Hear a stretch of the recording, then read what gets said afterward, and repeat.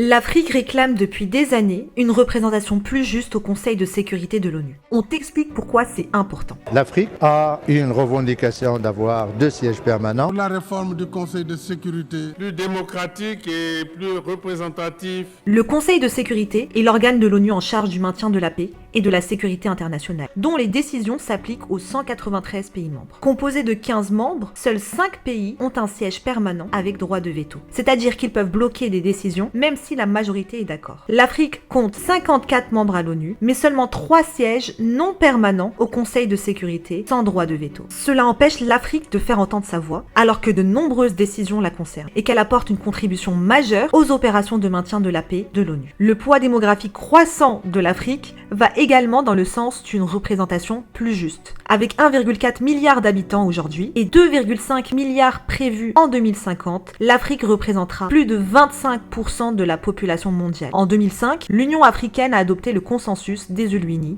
qui exige 2 sièges permanents pour l'Afrique au Conseil de sécurité avec droit de veto. Malgré les soutiens de plusieurs pays, la réalisation de cette revendication est complexe. Elle nécessite l'accord de tous les membres permanents actuels et une majorité des 2/3 des États membres de l'ONU. En attendant, l'Afrique ne cesse de renforcer son rôle géopolitique, comme en témoigne l'obtention d'un siège au G20 pour l'Union africaine.